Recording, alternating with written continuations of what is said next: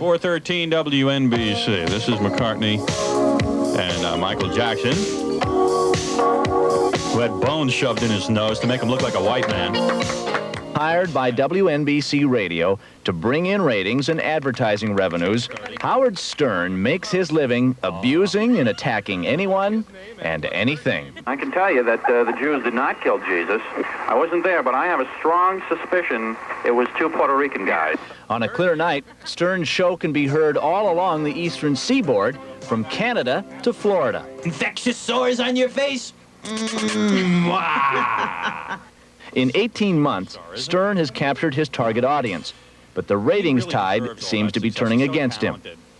He's also managed to offend just about every minority in New York.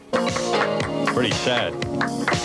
It's amazing what black people will do to look like white people. They shove bones in their nose and squeeze their eyelids. NBC. Stern recently launched an on-air search to find a black woman who would pass for white.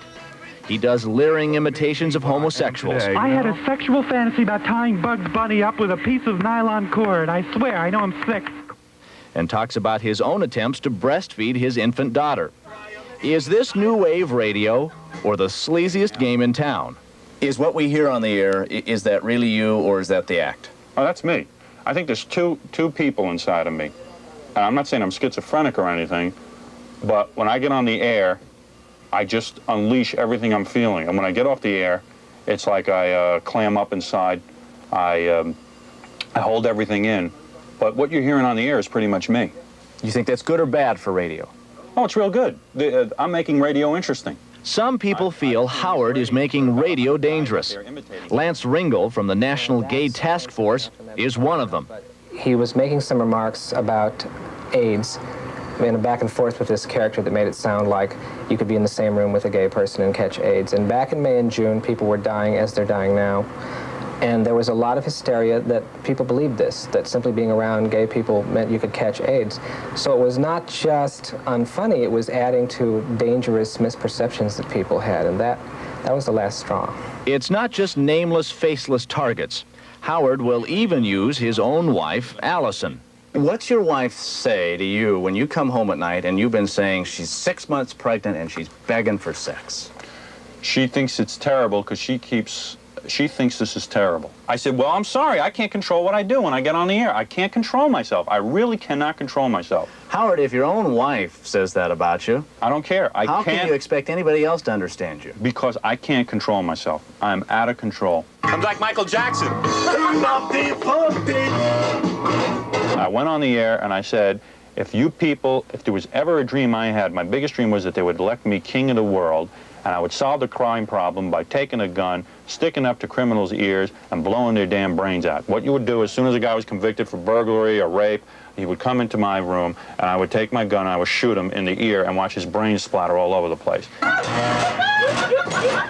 Howard, do you ever shock yourself with things you say? Sometimes, yeah. Sometimes things come out of my mouth. I don't know where they're coming from. So who is this Howard Stern? Stern is 30 years old, born and raised in Roosevelt, Long Island. He's married to a psychotherapist named Allison, and together they have a 6-month-old daughter. Despite his 6-figure income, Stern still rides the subway to work. I'm really insecure. About what? Well, I'm always afraid I'm going to lose my job because of the type of radio show I do, and I got a wife and a kid now. I'm insecure as hell. Except when he's on the radio. All right, blank-a-doodle-doo. How would you fill that in? Well, you must have job security. What is your answer?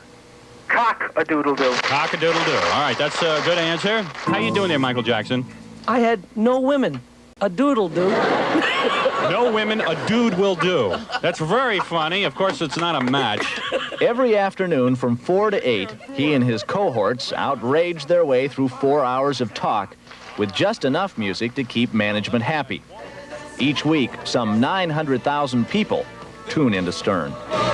WNBC 545. Stern would be just another obnoxious loudmouth if it weren't for the fact that he has a genuine comedic talent. Some call him the cutting edge of comedy. Comedian David Brenner. I think Howard Stern is brilliant. I think the only thing wrong with Howard Stern is I believe he should be on television, not on radio. I think he could be a breath of fresh air. He could have a TV show late at night, I start him late at night, or on cable, that would knock this country out. But that so-called edge seems to cut both ways. Often Stern appears to be more crude than comic. You're a housewife? Yep. Mm-hmm. Kids? One daughter. One daughter? Did you breastfeed her? Yep. Very good. You're very liberated. What age did you stop? How old was the kid when you stopped breastfeeding? About 4 months. Why'd you stop? What, are you uptight? Did she start No. Did she bite your nip? She got started on regular food and then she wasn't interested anymore. Okay. That's what happened to my wife. She got bit a couple of times, but she's still doing it. She's like a masochist or something. I'm going to keep doing it. I don't care. It's important. The baby needs her nutrition.